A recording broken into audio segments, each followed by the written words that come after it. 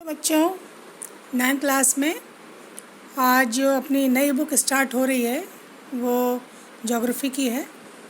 भारत का आकार और स्थिति के बारे में। और भारत जो है विश्व की प्राचीन संस्कृतियों में से एक है। आप लोग सब जानते हैं भारत के इतिहास, विश्व में जितनी भी संस्कृतियाँ हुई हैं उसमें भारत की संस्कृति जो है वो एक प्रमुख स्थान वहाँ पर रखती है। और इतिहास में तो महत्वपूर्ण योगदान है ही भारत का। अब अगर अपन देखें भारत की स्थिति, तो स्थिति में बच्चों देखो आपको एक यहाँ पर नक्शा दिखाई दे रहा है। ग्लोब का हिस्सा है ये, जिसमें ये सारे महाद्वीप दिखाई दे रहे हैं। और क्या इसमें आप देख के बता सकते हैं भारत कहाँ पर है? कुछ आया समझ में?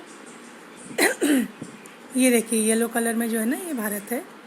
और कौन से महाद्वीप में आ रहा है? ये एशिया महाद्वीप। और बाकी महाद्वीप आपको दिख ही रहे हैं, उत्तर अमेरिका, दक्षिण अमेरिका, अफ्रीका, यूरोप, ऑस्ट्रेलिया। और ये बाकी महासागर है, प्रशांत महासागर, हिंद महासागर, अटलांटिक महासागर और यहाँ पर भी प्रशांत महासागर। इसके अलावा बच्चों आपको कुछ आड़ी और कुछ खड़ी रेखाएं भी दिख रही हैं, दिख रही है ना? इनमें एक देखिए आप ये डॉट डॉट वाली रेखा आपको दिख रही होगी। एक तो ये आड़ी जा रही है, देखिए यहाँ से लेकर यहाँ तक पूरी, और एक ये इस तरह से आ रही है ऊपर से लेकर के नीचे तक लंबाई में। इसको देखें अगर लंबाई में तो इसके यहाँ भी 0 आ रहा है, और ये जो रेखा जो आड़ी में आ रही है वो भी 0 से स्टार्ट होती है।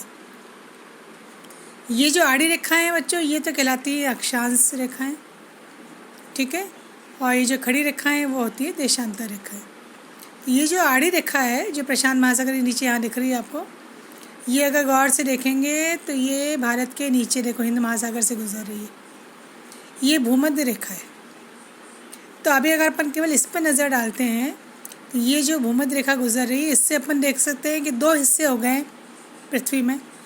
एक जो जहाँ पर दिख रहा है ना उत्तर अमेरिका, दक्षिण अमेरिका, तो इस तरह से ये 2 गोलार्ध हो गए, उत्तर गोलार्ध और दक्षिणी गोलार्ध।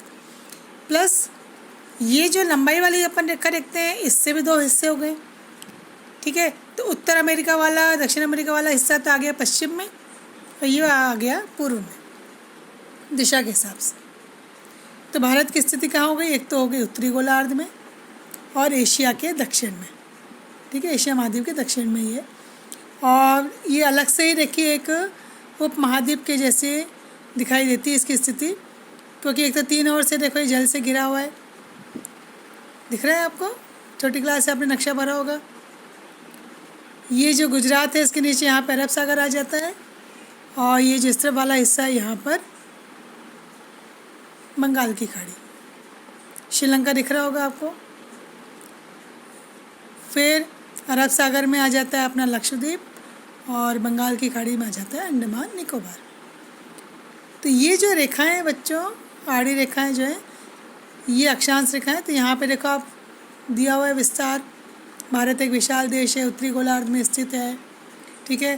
फिर इसके देखो यहाँ पे दिया हुआ है कितने अक्षांश से कितने अक्षांश तक है, ठीक है। देशांतर भी दिया हुआ है। कर्क रेखा कहाँ देखो कहाँ से गुजर रही है?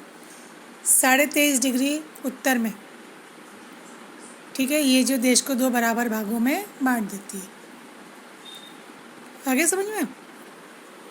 भारत का जो दक्षिणतम हिस्सा है देखिए ये बॉक्स में दिया हुआ है, इसको इंदिरा जो पॉइंट के नाम से जाना जाता है। जब 2004 में सुनामी आई थी, अब सुनामी के बारे में आपको पता ही है, ऊंची ऊंची जो लहरें उठी थी उससे बहुत सारे तटवर्ती क्षेत्र, अपने भारत का तमिलनाडु क्षेत्र जलमग्न हो गया था, तटीय इलाका, बहुत नुकसान हुआ था।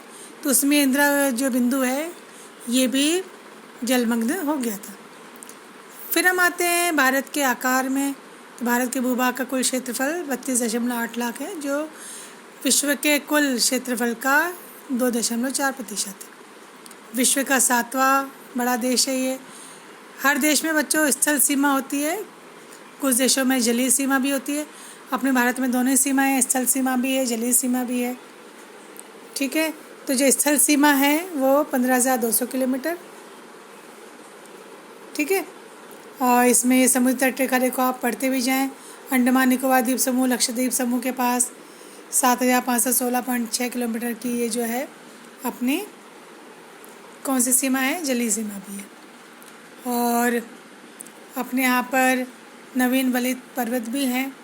दक्षिण का जो भूभाग है अपना वो उल्टा त्रिभुजाकार के आकार में है, तो ऊपरी हिस्सा चौड़ा है, और जैसे जैसे अपन नीचे दक्षिण की तरफ जाते हैं वो नैरो हो जाता है, मतलब सकरा होता जाता है। अक्षांश से देशांतर का विस्तार जो है 30 डिग्री के भीतर ही है। और गुजरात से अगर अपन अरुणाचल प्रदेश जाते हैं, ये देखिए नक्शे में गुजरात आपको मालूम ही है, और दूसरे कोने में अरुणाचल प्रदेश, तो यहाँ के समय में अंतर मिलता है 2 घंटे का। पर ये जो भारत के बीचों बीच से ये जो रेखा गुजर रही है लंबाई में, देशांतर रेखा, ये 82.5 डिग्री जो है रेखा है। और ये जो रेखा है पूर्वी देशांतर रेखा, जो भारत की प्रधान, जैसे अपन कहते हैं ना, मानक यामनोत्तर रेखा मानी गई है, जो उत्तर प्रदेश में मिर्ज़ापुर इलाहाबाद के पास है, वहाँ से गुजरती है। इसलिए क्या है कि अपने देश में पूरे देश का जो समय है स्टैंडर्ड टाइम एक से रखा गया है। और अभी अपन ने देख लिया कि भारत का जो भूखंड है एशिया महाद्वीप के पूर्व पश्चिम के मध्य में स्थित है। एशिया महाद्वीप का दक्षिण है जो हिस्सा उसका है, और हिंद महासागर जो है यूरोप के देशों को एशिया देशों को भी मिलाता है, जिससे भारत क्या हो गया बच्चों, एक सेंटर, केंद्रीय स्थिति में आ गया, सेंट्रल पॉइंट में इसको आ गया। दक्षिण का पठार अभी मैंने आपको बता ही दिया, नीचे तक फैला हुआ है। और भारत के संबंध भी सभी देशों से, अफ्रीका से भी है, यूरोप के देशों से भी है, पूर्वी एशिया देशों से भी है ना।